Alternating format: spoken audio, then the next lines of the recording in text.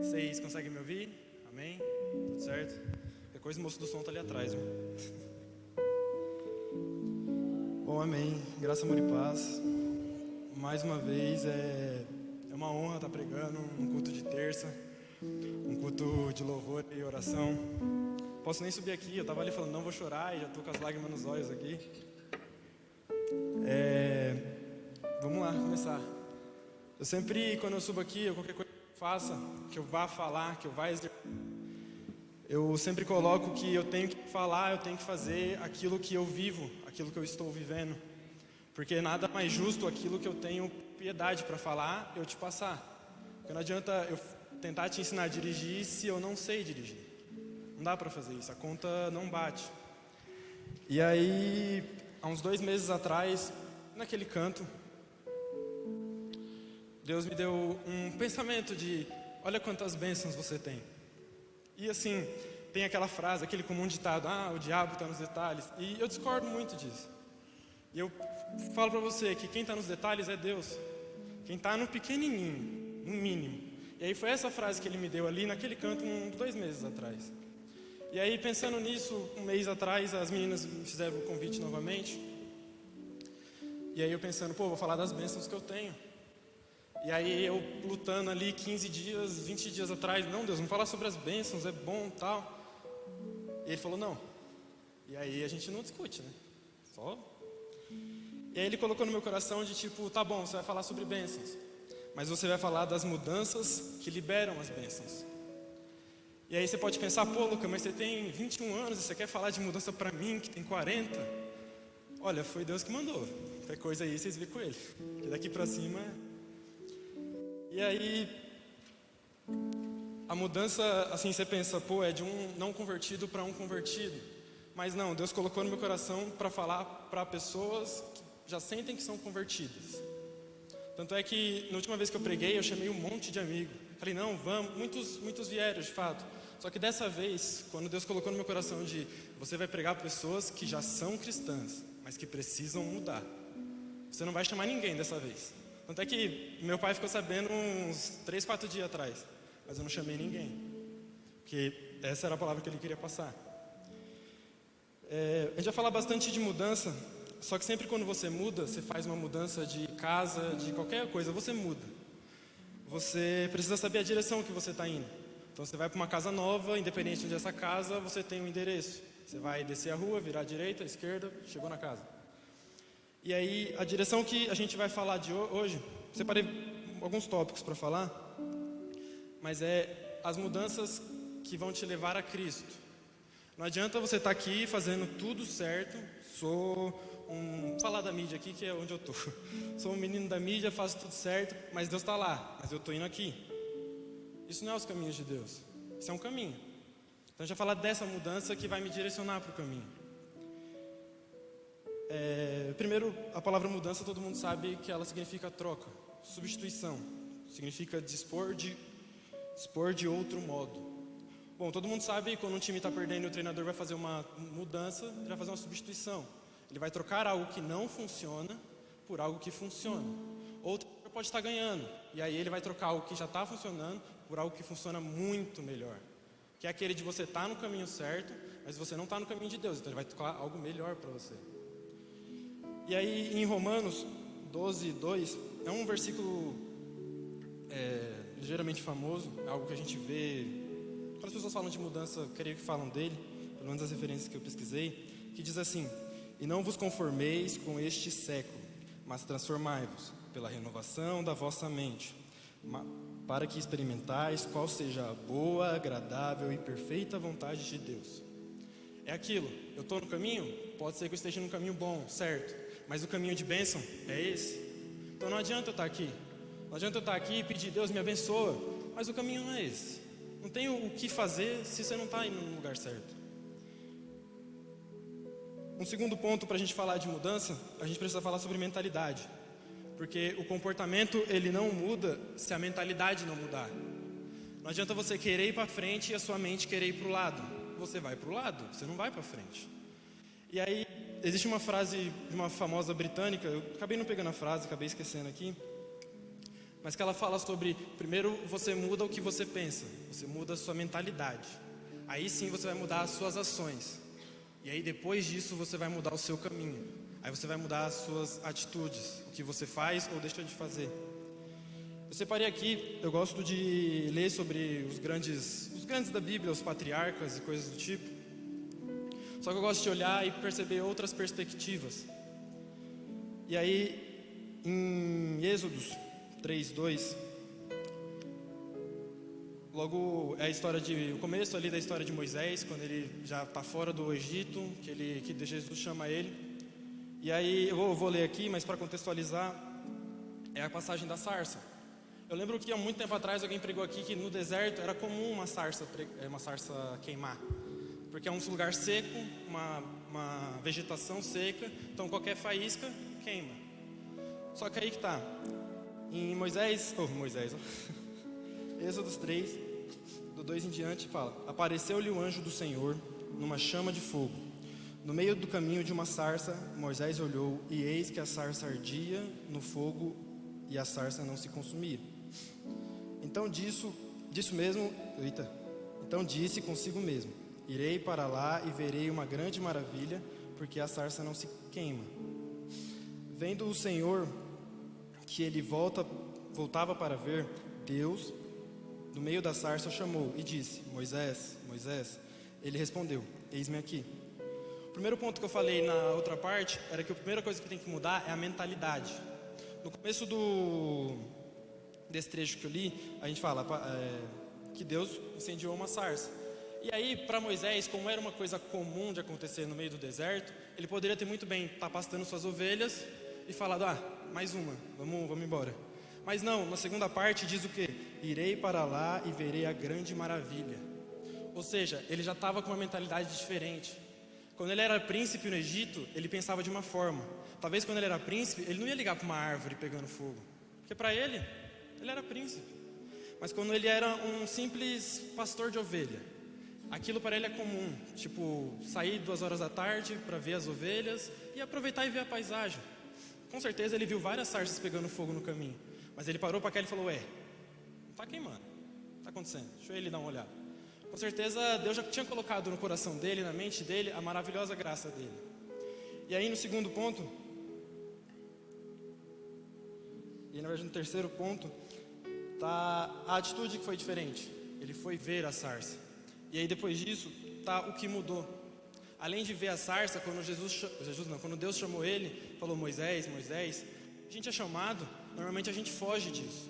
A gente fala: não é comigo. Não, a pessoa ali é melhor, aquele ali toca bateria. Ou o Joe toca piano, só o Joe. Ou talvez, não terminei nem a faculdade.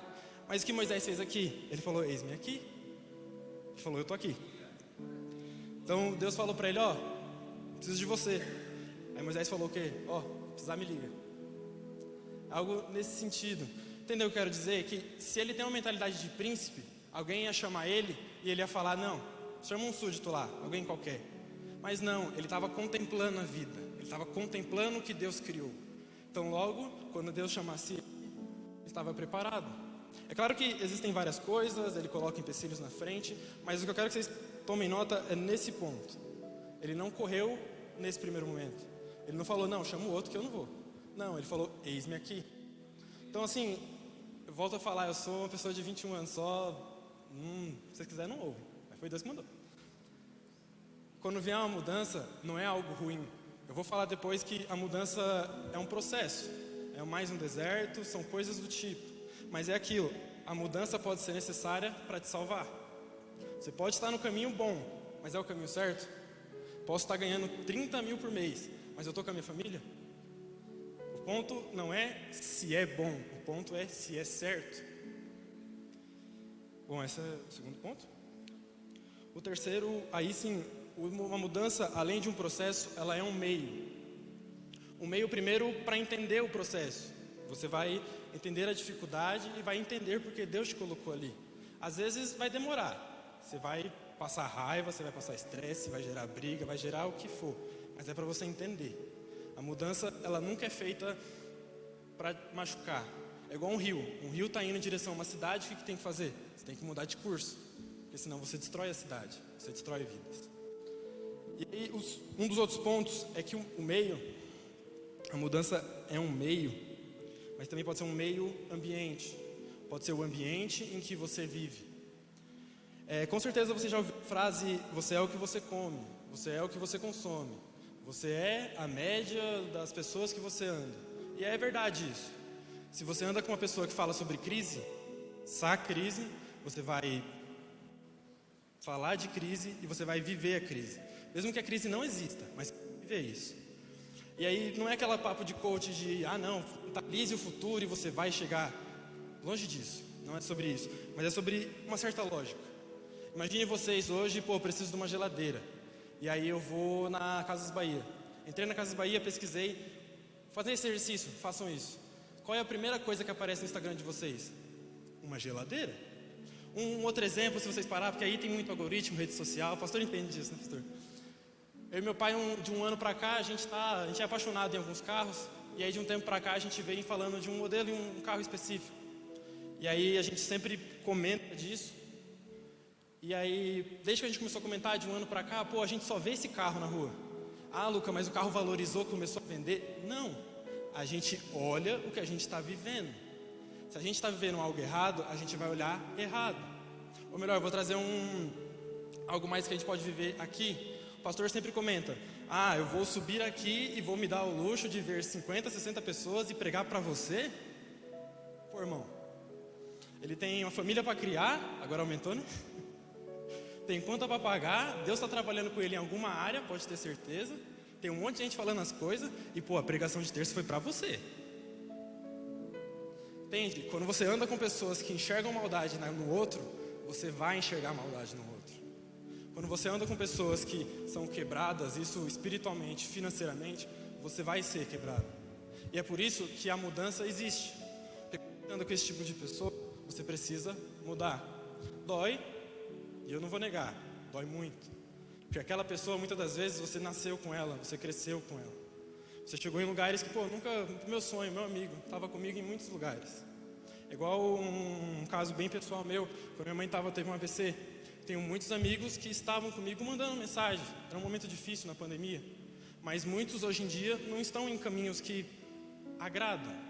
Não que, estão vendendo droga, coisa de... Não, nada disso. Mas foram para direções que, para mim, eu sei que não vai me edificar. E eu tenho que deixar eles ir. Dói muito, mas tem que deixar ir. Um terceiro ponto é que o meio é um meio para chegar mais próximo de Deus. Você está aqui, mas seu objetivo é aquele. Você não consegue fazer isso. Você tem que mudar. Você tem que mudar a direção. É claro que para você mudar e ter o seu meio, você tem que fazer coisas diferentes. Na matemática, se você somar 1 mais 1 eternamente, vai ser 2. Você nunca vai chegar no resultado de 3, somando sempre 1 mais 1 igual a 2, não é 3. Agora, se você somar 1 mais 2, mudou a variável. Logo, você teve que fazer algo diferente. Teve uma reação sofrida e mudou. É logo que isso eu trago para nossas mudanças. Primeiro Deus vai colocar a mudança no seu coração, e aí você precisa aceitar. E aí você precisa aceitar assim, você tem que entender que vai doer. Eu estou batendo na tecla que vai doer porque vai chegar um momento que você fala: não quero para ir, não quero nem ser salvo, vou embora. E não é assim. Tudo tem o seu ponto. No outro tópico aqui eu esqueci de falar, que era quando você anda com pessoas quebradas, você aprende a ver só o foco delas. Você vê aqui, você não vê o todo. Existem pessoas, e isso eu não tenho medo de falar, tinha pessoas na comunidade assim que eu passava longe. Eu cumprimentava porque estava na reta. Tinha que cumprimentar, cumprimentava. E aí eu fui conhecer a história dessa pessoa. Nossa, hoje em dia só falta abraçar ela. Por quê? Porque as histórias foram construindo. A minha história foi de um jeito. Eu não tive luta como aquela pessoa teve. E aquela pessoa, por ter tido tantas lutas assim, ela está na presença de Deus hoje, é um milagre. Talvez eu, com meia luta que ela teve, já tinha ido embora. Porque, entende?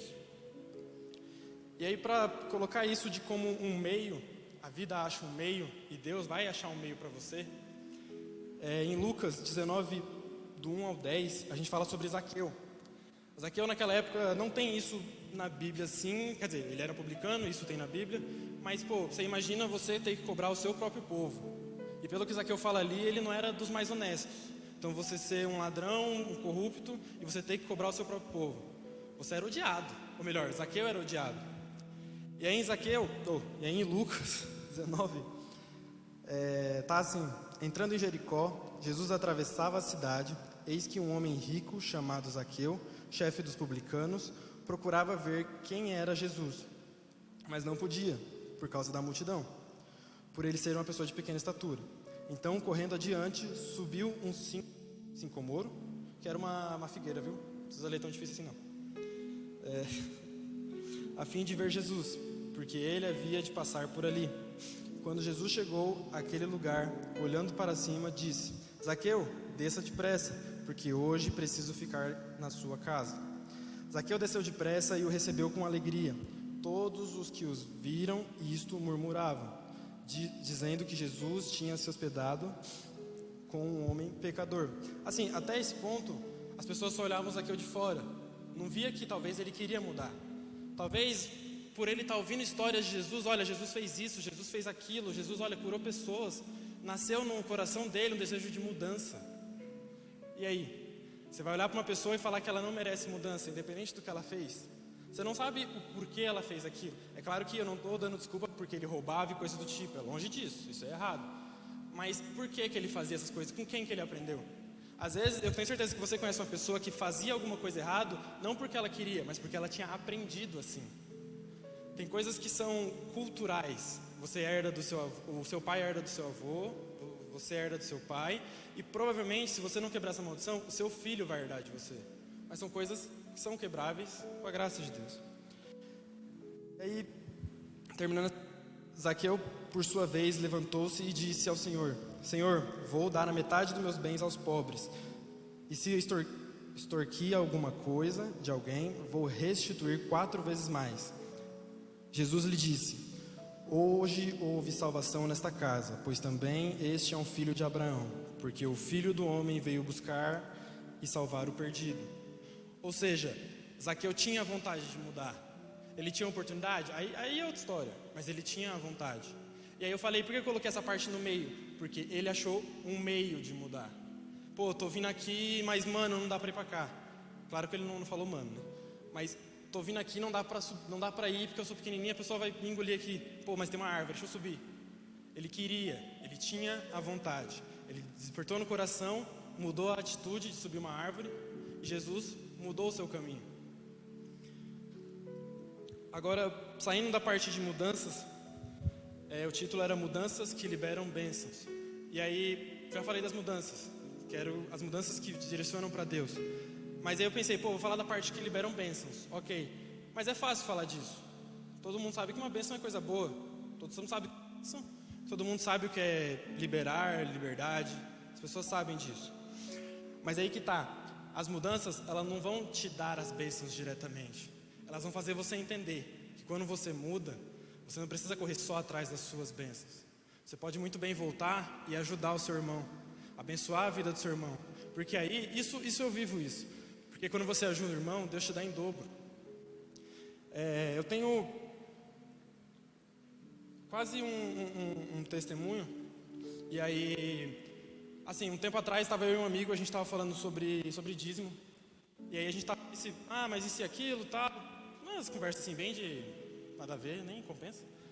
E aí a gente chegou no assunto, e aí, eu senti no coração de falar isso, que assim, é uma maneira um pouco bruta de pensar, isso não tenho medo que vocês falem, mas assim, é a minha maneira, porque vocês vão entender. Quando eu dou o meu dízimo, Luca, eu não me importo o que a instituição vai fazer com o dinheiro. Por quê? Porque eu estou cumprindo o meu papel como filho, eu estou cumprindo o meu papel como cristão. Quando Deus dá os 10%, coloca o dízimo e tudo mais, eu estou fazendo a minha parte. Se a igreja não faz, se coisa do tipo não faz, não é problema meu. Eu estou fazendo a minha parte. O meu juízo está ok, que eu vou me acertar com ele depois e tudo certo.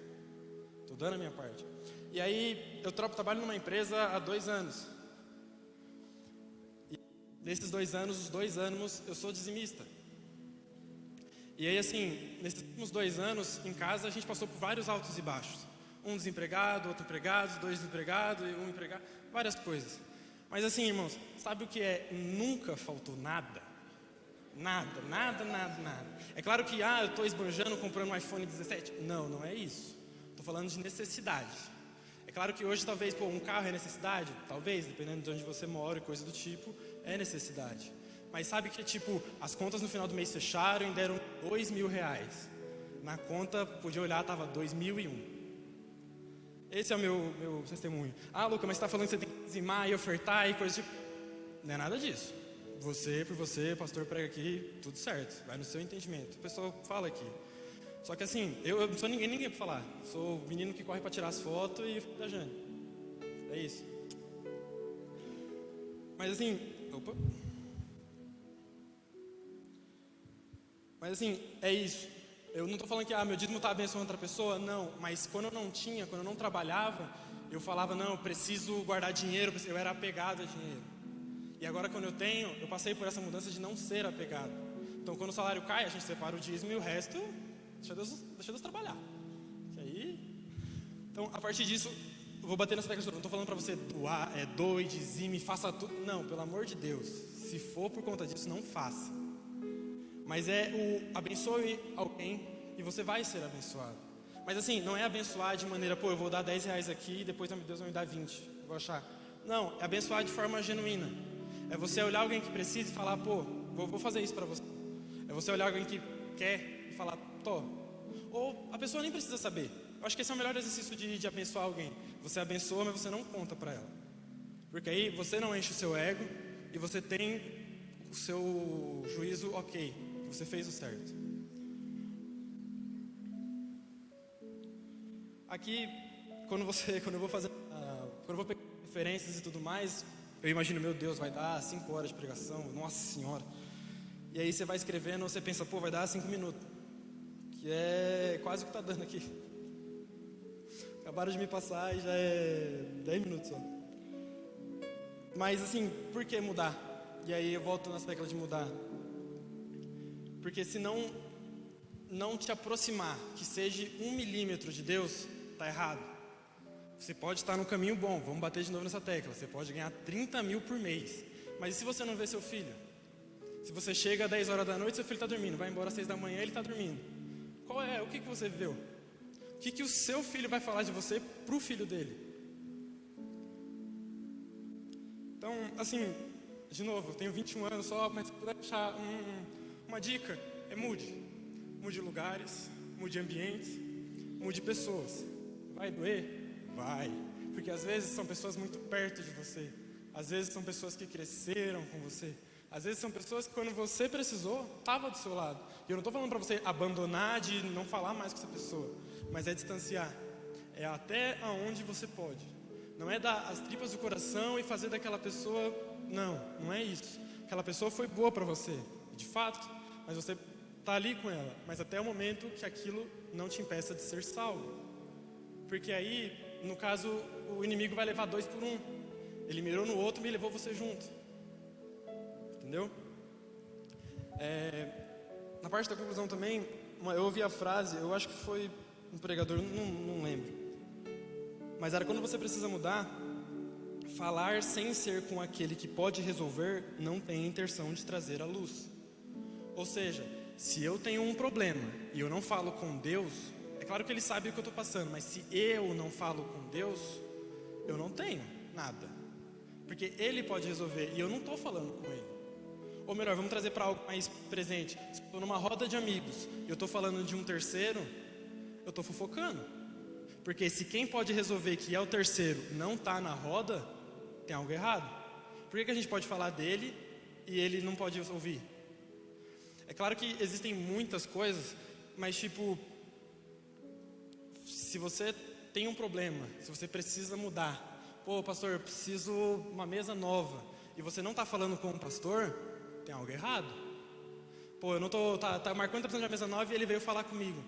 O que eu vou resolver? O que eu vou fazer? Vou vender o carro e comprar a mesa? Não dá. Entende onde eu quero chegar? E aí, assim, eu esperava que durasse mais tempo, mas para finalizar, quando a maneira, em Efésios 4, 22 ao 24, os 2 versículos, tanto Efésios quanto Romanos, eles falam de mudança. Um mais especificamente forma e o outro mente. Mas quanto à maneira antiga de viver vocês forem instruídos a deixar de lado a velha natureza, que se corrompe segundo os desejos enganosos, a que se deixa renovar no espírito do entendimento de vocês e a se revestir da nova natureza, criada segundo Deus em justiça e retidão procedentes da verdade. Aqui na Bíblia que eu peguei essa aqui, na verdade não é a versão que eu li original, mas tinha aquelas notas de rodapé, e nessa nota ela falou uma coisa muito interessante que eu gostaria de trazer para vocês, que é: somente pela renovação contínua, promovida no coração do crente pelo Espírito Santo, ou seja, a renovação contínua é todo dia. É igual tipo, eu não quero estudar isso, mas você tem que tomar banho todo dia, certo? Você tem que se lavar todo dia. É algo contínuo. Todo dia você tem que fazer aquilo. Claro que às vezes friozinho, você não vai tomar um banho, dia sim, dia não, mas é algo que você sabe que tem que fazer contínuo. Aí, continuando aqui, é possível viver a vida cristã de uma maneira vitoriosa e gloriosa, apesar das fraquezas naturais e das tribulações. Ou seja, eu estou aqui no caminho, o caminho é bom, maravilhoso, mas tem uma tentação ou outra me abala. Quando eu estou no caminho de Cristo, pode vir o que for, não vai te abalar. Eu digo isso, eu tenho certeza que ou você conhece uma pessoa, ou você já passou por isso, no sentido de o dia está caindo no mundo, a empresa está indo, tudo deu errado, mas você entrou como na empresa? Sorrindo. Pode reparar o que você fez na manhã anterior, no dia anterior, ou qualquer horas antes. Tenho certeza que você leu uma Bíblia, você leu alguma passagem, você leu uma palavra de Jesus para você. Então, vai ter guerra? Vai. As pessoas vão vir falar coisas dos outros? Não. É assim. O mundo jaz no maligno, não é a frase? Mas você tem que escolher a mudança. Eu estou indo por aqui, o caminho é bom, estou certo, estou ganhando, mas eu não vou ser salvo. No final da corrida, eu não vou vencer. Eu tenho que ir para o caminho certo. E aí, para finalizar, essa frase eu nem coloquei aqui, estava até falando dela para minha mãe, que para você chegar a um novo nível, um nível diferente com Cristo, você precisa deixar algo para trás. Você precisa deixar uma velha vida para trás. Para você atingir lugares melhores, Deus me dá mais comunhão com os irmãos. Não adianta você chegar aqui 9h40, falar com os mesmos 3 irmãos, que são os 3 abençoados que guardam dos carros, né, gente? Deu 11h30, o pastor não acabou, mas você sim, tchau. Não adianta. E aí, a frase no caso era essa, eu acho que foi muito rápido, estava um pouco tenso de fato. Mas assim, eu espero que, da maneira que Deus falou comigo, talvez não, porque a minha situação é diferente talvez da do pastor, é diferente da do Gui, é diferente de vocês. Mas eu espero que Deus tenha falado da mesma maneira que falou comigo, o quão importante é mudar, o quão importante é somar 1 mais 2 para dar 3, que eu espero que Ele tenha falado, mesmo rápido, 10 minutinhos, que Ele tenha falado dessa forma com você. Porque a gente só consegue chegar lá se fizer diferente. E aí, é isso, a palavra de hoje, pastor.